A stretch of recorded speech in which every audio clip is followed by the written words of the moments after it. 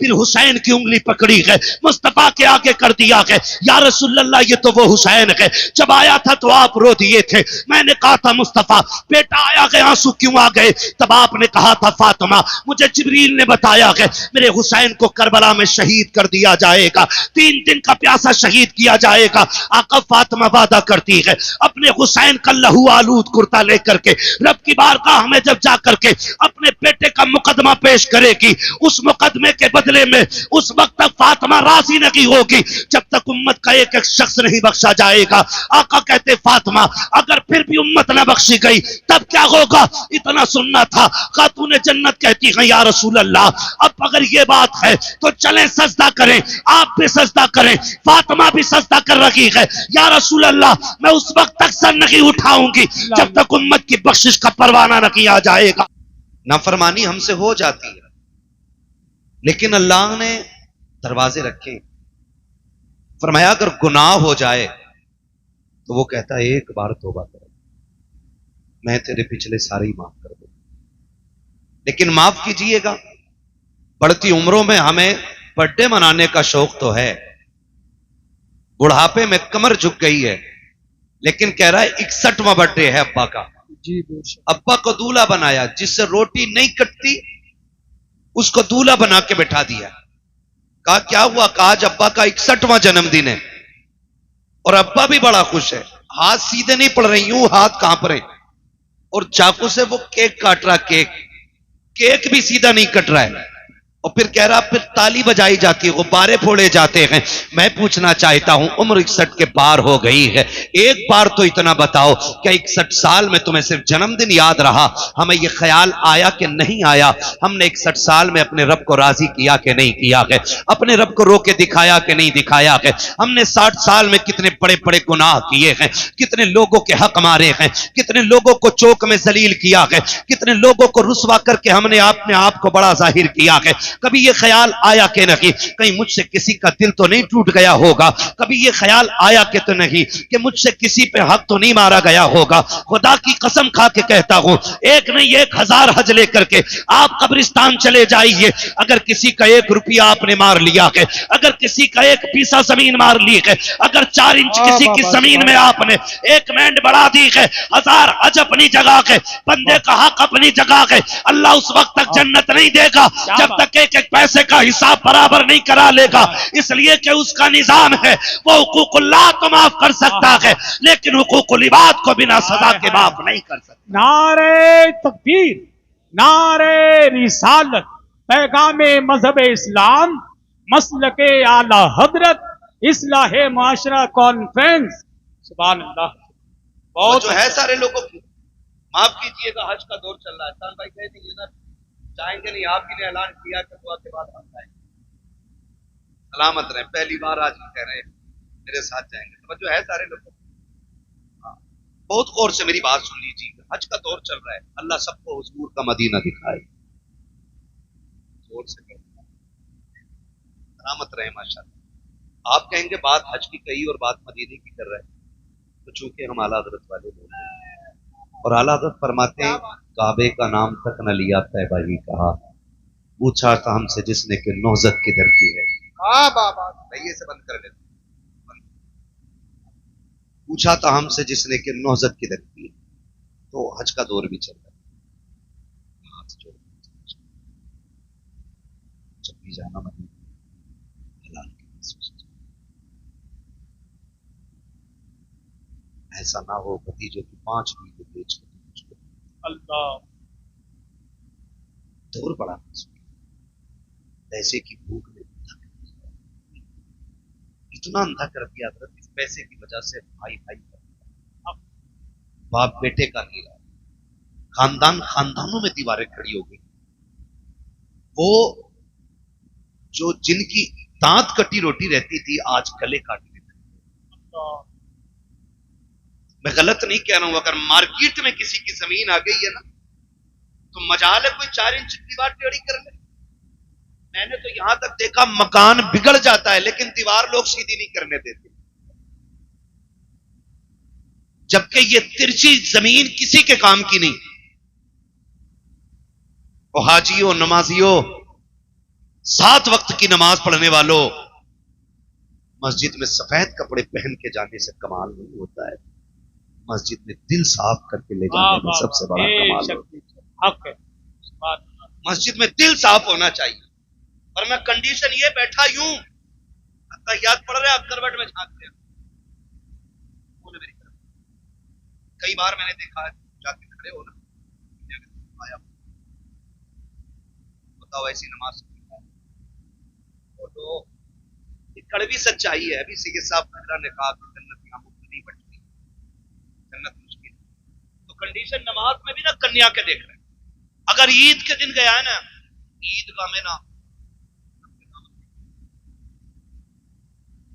अगर अपने कपड़े अच्छे ना तो जानबूझ के कहता तुमने कपड़े ताकि ये कंडीशन हमारी इबादतों की। बताओ वो नमाजें कबूल होंगी कि जिसमें एक दूसरे को पढ़ते पढ़ते छोटा दिखाया जा रहा है, या फिर वो नमाजें कबूल होंगी जिसमें सजदे में सर कटाया जा रहा है? हम खड़े कहां हैं? हमारे पास एक तो नमाजें है ही नहीं, और अगर है भी तो वो किसी को छोटा दिखाने की है, किसी से बढ़ जाने की है, या खुद को आला दिखाने की है, दूसरे को जलील करने की है। ऐसी नमाजों से फायदा क्या है? मैं गलत नहीं कह रहा हूं। मस्जिद में जाते हैं तो इमाम लोग तस्दीक करेंगे, यूं जाकर तब पे टोला मार रहा है, क्योंकि आज जो है ना उसमें करप लगी कह रहे इमाम साहब झाड़ू नहीं लगी थी। तो पहली बात सुने, मस्जिद का इमाम किसी के बाप का नौकर नहीं, मस्जिद का इमाम सिर्फ रसूल पाक का नौकर होता है। उससे कहते कि भाई ये धूल निकल रही है मस्जिद में, झाड़ू नहीं लगी। जब बंदा इस तेवर में बात करता है तो मशीयत का नकीब आवाज दे के कहता, नादान, ये जो सफ की धूल है ना, ये एक लोटे से भी धुल सकती है, ये जो मिट्टी लगी है ये एक बाल्टी पानी से धुल जाएगी, लेकिन जो मैल तू दिल में लेकर के आया है ये 7 समंदर से भी नहीं धुलेगा। अगर मेरी मस्जिद में आना है तो इस मिट्टी को साफ न कर, उस मैल को साफ कर जो दिल के अंदर है। मालिक वो कैसे साफ होगा? तो मशीयत का नकीब कहता है, जब दुनिया सो रही हो तो मुसल्ले बिछा दे, अपने गुनाहों की फहरिस्त दे, मुझे रो के दिखा दे, मैं तेरे गुनाहों को साफ करके दिखा दूं। सुभान अल्लाह, सुभान, बहुत गुनाह साफ करके बहुत। लेकिन हमको मस्जिद की सफाई नहीं करते, हम प्रधान हैं। सुनो भाई, मुखिया हो या प्रधान हो, मैंने रिश्तों के लिए सबको परेशान किया। छोटा इसलिए परेशान है कि दहेज में देने के लिए माफ कीजिए, अब हमारी बरादरी में चलन है 10-15 लाख की बातें, जिनकी रोड में जमीन आ गई है ना, बाप ने पूरी जिंदगी कसाई की दुकान के आगे आज जमीन रोड पे 2 बीघे आ गई, 2 करोड़ मिल गए, तो अब दूसरे की हैसियत ही कोई नहीं। अब बैठ के कह रहे अरे लेके जाता, उससे क्या पता दूर क्या। ये कंडीशन हमारी है। छोटा इसलिए परेशान है कि दामाद खरीदने के लिए पैसा नहीं, वो बड़ा इसलिए परेशान है बेचारा कि उसकी बराबरी का कोई नहीं मिल रहा है। कह रहा मौलाना कोई बराबर के आदमी मिले तो रिश्ता करेंगे, क्यों तू 18 भाई तेरे 4-5 तेरे घर की जो चौखट है वो 20 फीट की लगी है, किस चीज में बराबरी कर रहे हो?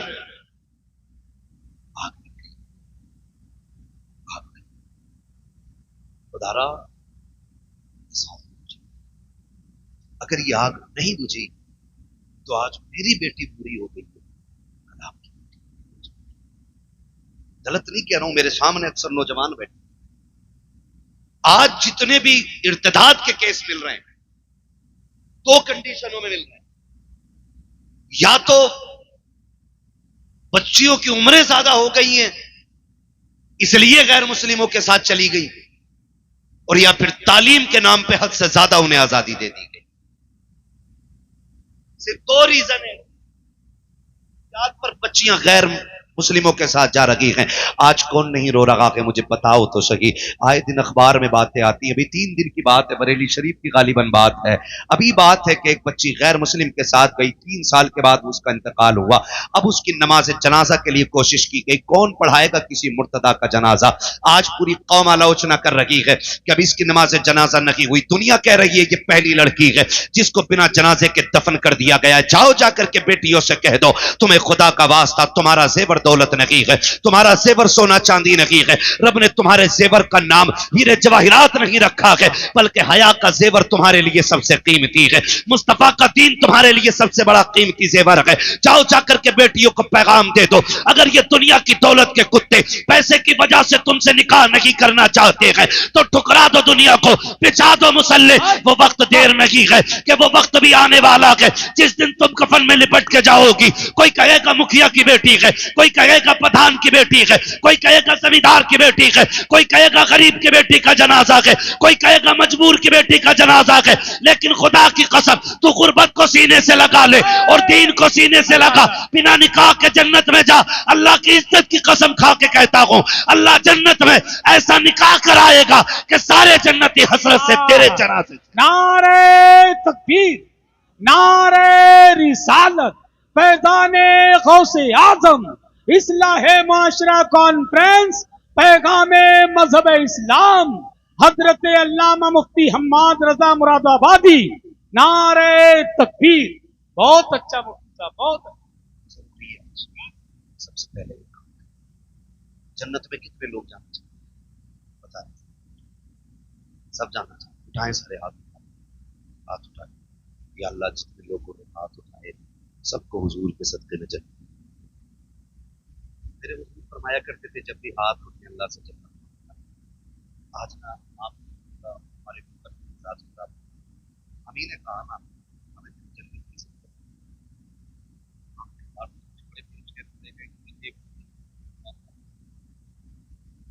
اتنے بڑے بڑے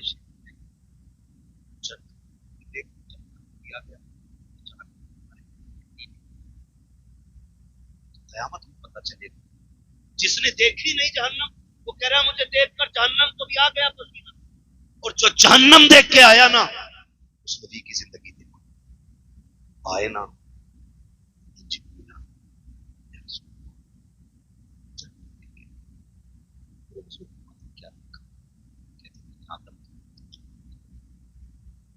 شیش کی امت کو جہنم میں دیکھا, میں نے دانیال کی امت کو جہنم میں دیکھا ہے, میں نے ابراہیم کی امت کو جہنم میں دیکھا, میں نے اسماعیل کی امت کو جہنم میں دیکھا. بتا کے جب بات رسول پہ آ صبح ذرا سوچ کر آگے بڑھتے. حضور فرماتے آگے بولو نا, کہتے حضور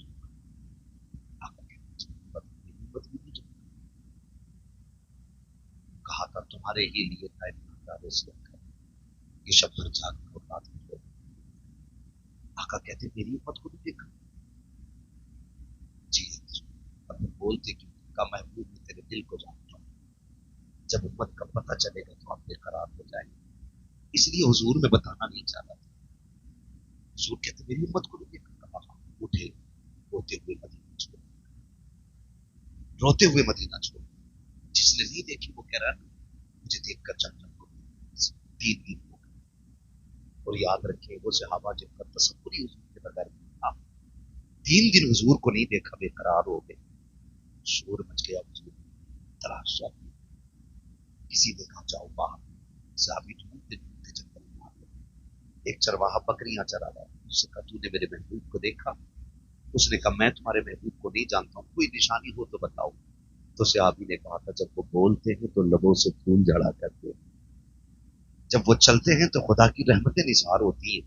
اس نے کہا میں نے تو ایسے بندے کو نہیں دیکھا, لیکن اتنا پتا ہے 3 دن ہو گئے, یہ جو سامنے والی غار ہے نا اس میں کوئی رو رہا ہے, اور اس درد سے رو رہا ہے کہ جب وہ روتا ہے نا میری بکریاں چرنا چھوڑ دیں. کبھی روئے ہم کے لیے کبھی. وہ کہتے ہیں کہ جب وہ روتا ہے نا تو میری بکریاں چرنا چھوڑ دیتی ہیں, لیکن اس کی آواز کا کمال یہ ہے کہ جب پلٹ کے جاتی ہے تو دودھ ہر دن سے زیادہ دیا کر. وہ تڑپ گئے, غو نہ ہو یہ میرے محبوب ہی ہوں گے. جا کے دیکھا سرکار سجدے میں, اور رو کے کہتے رب ہبلی امتی، رب ہبلی امتی. حضور سر اٹھائے. حضور نے فرمایا آج میرا اور میری امت کا معاملہ ہے، میں آج اپنے رب سے خوشخبری لینے آیا ہوں.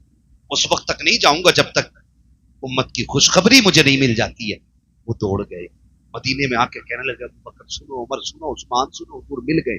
کہا کہاں ہے؟ کہا جنگل میں. سارے صحابہ جنگل کی طرف دوڑے. حضور حالت سجدہ میں ہیں. ابو بکر صدیق روتے ہوئے آگے بڑھے. یا رسول اللہ میری سفید داڑھی کا واسطہ، لوٹ چلے مدینے میں، آپ کے بغیر اچھا نہیں لگتا ہے. میرے نبی نے کہا ابو بکر پیچھے ہو جاؤ، میرا اور میری امت کا معاملہ ہے، آج رب کو راضی کر لینے دو. اللہ اکبر. سرکار نے اتنا کہا ابو بکر پیچھے ہٹ گئے. حضرت غیرت والے عثمان غنی آ گئے. یا رسول اللہ لوٹ چلیں. سب نے کہا حضور نے انکار کر دیا. آخر میں حضرت سلمان فارسی نے کہا سنو سنو، اگر حضور کو لے کے جانا ہے تو ایک ذات ایسی ہے جس کی آج تک کبھی مصطفیٰ نے نہیں ڈالی ہے. جاؤ کوئی جا کے خاتون جنت سیدہ طیبہ طاہرہ عابدہ زاہدہ رقیہ نقیہ تقیہ راکعہ ساجدہ قاریہ عالمہ فاضلہ مفتیہ حافظہ سیدہ کائنات خاتون جنت سیدہ فاطمہ زہرا کو بلا لائے. جب وہ آ جائیں گے سرکار لوٹ چلیں گے. آؤ میں کہنا چاہتا ہوں دیکھیں حضور ہمیں کتنا چاہتے ہیں. ایک صحابی دوڑے گئے. خاتون جنت کے دروازے پہ دستک ہو رہی ہے. کون؟ کہا میں سلمان فارسی ہوں. کہا کیسے آئے ہو؟ کہا سرکار کا پتہ مل گیا ہے لیکن آقا آنے کے لیے تیار نہیں ہے. چلو آپ منائیں گی تو آ جائیں گے. اللہ اکبر. خاتون جنت نے اپنے شہزادوں کو لیا ہے، غار کے پاس تشریف لا رکھی ہے. اللہ نے کے بعد آپ جیسی آئی ہیں سارے مرد باہر ہو گئے. حضرت خاتون جنت اندر گئی ہیں. دونوں شہزادوں کی انگلی پکڑی ہوئی ہے. اندر جا کے کہتی ابا جان لوٹ چلو، آپ کے بغیر مدینہ اچھا نہیں لگتا ہے، آپ کے بغیر مسجد نبوی سونی سونی لگتی ہے. یا رسول اللہ شہزادے روز پوچھتے ہیں امی نانا کب آئیں گے؟ آقا بتاتے بتاتے تھک گئی ہوں، آپ لوٹ کے کیوں نہیں چلتے ہیں؟ میرے نبی نے ہچکی بھر کے کہا تھا فاطمہ جبریل نے آ کے بتایا کہ میری امت کو جہنم میں ڈالا جائے گا. اے فاطمہ جس امت کو میں سجدوں میں مانگتا رہا ہوں آج اس امت کے جہنم کی خبر آ گئی ہے. فاطمہ بتا کیسے واپس جاؤں؟ میں آج اپنے رب کو منا کے جاؤں گا. خاتون جنت کہتی ہے یا رسول اللہ یہ دیکھو میرا شہزادہ حسن ہے جس کی ولادت پہ آپ نے کہا تھا اسے زہر کھلایا جائے گا، زہر کی وجہ سے اس کی شہادت ہوگی. آقا فاطمہ وعدہ کرتی ہے اس وقت تک فاطمہ جنت میں نہیں جائے گی جب تک حسن کے خون کے بدلے میں آپ کی امت کی بخشش کی ضمانت نہیں دے گی. میرا نبی کہتا کہ فاطمہ اگر رب نے پھر بھی امت کو نہیں بخشا تو کیا کرو گی؟ پھر حسین کی انگلی پکڑی ہے، مصطفیٰ کے آگے کر دیا ہے. یا رسول اللہ یہ تو وہ حسین ہے جب آیا تھا تو آپ رو دیے تھے. میں نے کہا تھا مصطفیٰ بیٹا آیا گئے آنسو کیوں آ گئے؟ تب آپ نے کہا تھا فاطمہ مجھے جبریل نے بتایا کہ میرے حسین کو کربلا میں شہید کر دیا جائے گا، 3 دن کا پیاسا شہید کیا جائے گا. آقا فاطمہ وعدہ کرتی ہے اپنے حسین کا لہو آلود کرتا لے کر کے رب کی بارگاہ میں جب جا کر کے اپنے بیٹے کا مقدمہ پیش کرے گی اس مقدمے کے بدلے میں اس وقت تک فاطمہ راضی نہیں ہوگی جب تک امت کا ایک ایک شخص نہیں بخشا جائے گا. آقا کہتے فاطمہ اگر پھر بھی امت نہ بخشی گئی تب کیا ہوگا؟ اتنا سننا تھا. خاتون جنت کہتی ہیں یا رسول اللہ اب اگر یہ بات ہے تو چلیں سجدہ کریں، آپ بھی سجدہ کریں. فاطمہ بھی سجدہ کر رہی ہے. یا رسول اللہ میں اس وقت تک سر نہیں اٹھاؤں گی جب تک امت کی بخشش کا پروانہ نہ کیا جائے گا. ابھی اتنا کہا ہے اتنے میں جبریل آ جاتے ہیں. محبوب رب کا سلام لایا ہوں. رب نے کہا ہے مصطفیٰ دروازے پہ بیٹی آ گئی ہے. بیٹیاں خالی نہیں لوٹائی جاتی ہیں، پیغمبر فاطمہ کو خالی نہ لوٹا. رب نے اس کی زبان قبول کر لی ہے. اے مصطفیٰ ہم وعدہ کرتے ہیں میدان قیامت ہوگا، حکومت ہماری ہوگی، منشا تیری ہوگی. اے محبوب تو کیسا جائے گا تیری مرضی سے میں جنت دیتا جاؤں. نعرے تکبیر، نعرے رسالت، پیغام مذہب اسلام، اصلاح معاشرہ کانفرنس، مسلک اعلی حضرت فیضان اولیاء اکرام حضرت علامہ مفتی حماد رضا مراد آبادی. نعرے تکبیر. بہت اچھا مفتی صاحب زندہ باد زندہ باد. ہم نے کہا مجھے دیکھ کر جہنم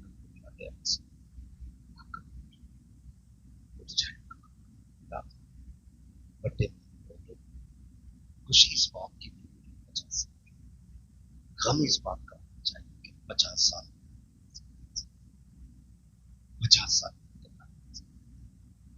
بہت جوانوں کو بھی پتہ کچھ نہیں کس کا اعلان مسجد سے. میں آج بول رہا ہوں کیا معلوم کل کا سورج سوچے سے ہم کہاں پیسہ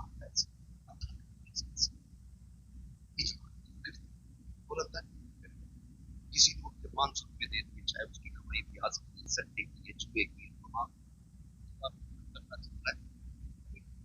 کیا ہے وہ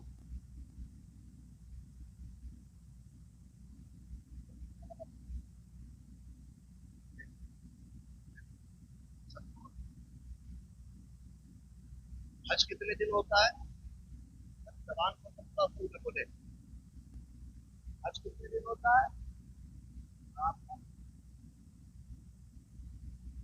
ہمیں ڈریم 11 یاد ہے اور حج کے دن یاد نہیں.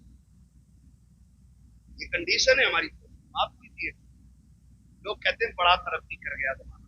میں کہتا ہوں وہ اندھیرا ہی بھلا تھا کہ قدم راہ پہ تھے روشنی لائی ہے منزل سے بہت دور. ہم نوجوانوں اس ڈریم کیا ڈریم ہے ڈریم 11 اس نے اندھا کر دیا نوجوان.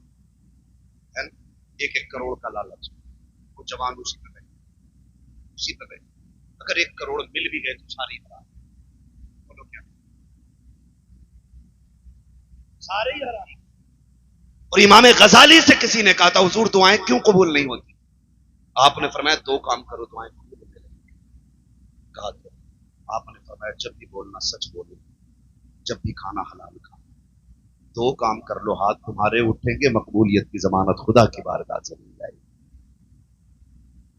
سوچے ذرا 2 کام کر گئے تھے حلال کھانا تھا اور ایک حلال کی طرح کنٹینٹ ہم کھا رہے ہیں آدمی اس وقت خود اپنے دل کے ہاتھ کر کے فیصلہ کرے ہم جو کھا رہے ہیں وہ حلال ہے. حرام وہی نہیں ہے جو چوری کر کے لایا جائے. 1 کلو کی جگہ 900 گرام جو تول رہا ہے وہ بھی حرام کھا رہا ہے. اور جو 1 لیٹر میں 5 سینٹی میٹر کم ناپ رہا ہے وہ بھی حرام کھا رہا ہے. جو گھٹیا مال کو بڑی لائٹ لگا کے مہنگا کر کے بیچ رہا ہے دھوکہ دے کر کے وہ بھی حرام کھا رہا ہے. جو کسی کا دل دکھا کے مزدوری میں چوری کر کے لا رہا ہے وہ بھی حرام کھا رہا ہے. مالک دیکھ رہا تو کر رہے ہیں نہیں دیکھ رہا. اب حساب لگانے کتنا حالات نہیں بتا رہا. آقا کریم نے ارشاد فرمایا جو حرام کھا کے پلے گا بڑھے گا اللہ اسے جہنم کا ایندھن بنائے گا. اور ہم نے جنتیں بانٹی. پیر صاحب کو 500 روپے دے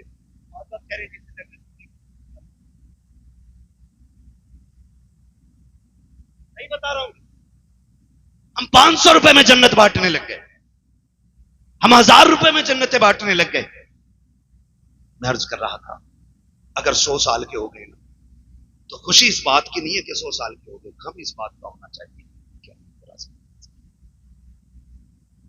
اور وہ اتنا قریب اتنا ماؤں سے زیادہ پیار کرے. اتنا پیار کرتا ہے 70 ماؤں سے زیادہ خدا پیار کرتا ہے. لیکن کبھی اس کے کرم کو سمجھا کبھی جانا نہیں نا کبھی نہیں جانا. کبھی سوچا بھی نہیں اس کریم کو آواز دیں. کبھی سوچا بھی نہیں اس رحیم کو آواز دیں. وہ اتنا کریم ہے اتنا کریم ہے اتنا کریم ہے کہ 70 مائیں اپنے لال سے مل کر کے اتنا پیار نہیں کرتی جتنا ایک رب اپنے بیٹے سے پیار کرتا ہے. اس کے کرم کو اگر سمجھنا تو یوں سمجھیں باپ بیٹے کا رشتہ کیسا ہوتا ہے؟ وہ چہرہ ہوتا ہے. باپ بیٹے پہ نہیں بولتے ماں بیٹے کا زیادہ بول گئے. بتاؤ ماں حق ماں کا زیادہ کہ باپ کا؟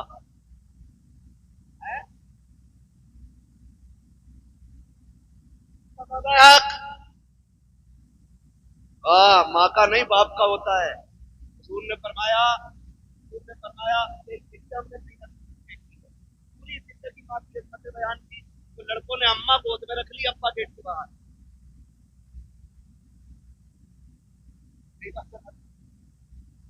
ہم نے کہا ماں کے قدموں کے نیچے جنت ابا کو سمجھا ہی نہیں.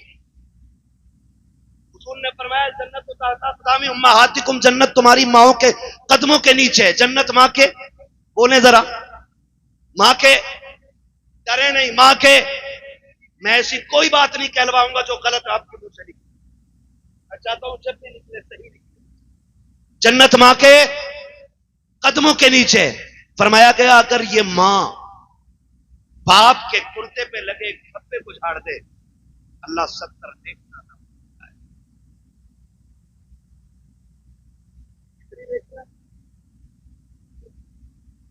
70 ने की आप बता, जिसके कुर्ते का एक धब्बा झाड़ दे, वो जिसके कदमों के नीचे जन्नत है, अल्लाह एक धब्बा झाड़ने के बदले में 70 नेकियां देता है। बता, अगर मां का इतना बड़ा मकाम है तो फिर बाप का कितना बड़ा मकाम होगा। आज माफ कीजिएगा, में जो आग लग रही है ना, उसकी सबसे बड़ी वजह है कि औलाद को माएं ऐसा ट्रेंड कर रही हैं कि बुढ़ापा आते आते बेटा बेटा नहीं, बेटा बाप का दुश्मन बन जाता है। पता क्या कह रही है? ये कहती है माएं, तुझे क्या पता लल्ला तेरे बाप ने कितने धक्के दिए मुझे, तुझे क्या पता कितने मुश्किल में वक्त काटा मैंने तेरे बाप के साथ। और याद रखिएगा, बच्चों की तबीयत मां की तरफ ज्यादा माइल होती है, क्योंकि मां का साथ बच्चे को ज्यादा मिलता है। बाप तो पूरी जिंदगी कमाने में निकाल देता है, लेकिन वो कहती लल्ला तुझे क्या पता कितने धक्के उठाए हैं, तुझे क्या पता कितनी गालियां तेरे बाप ने बोली हैं, तुझे नहीं पता तेरा बाप मुझे कपड़े नहीं बनाता था बेटे, मैं फटे कपड़े सिल के पहना करती थी। इससे बेटों की जिंदगी में जहर घोला जाता है, बेटे को बाप के खिलाफ खड़ा किया जा रहा है। आओ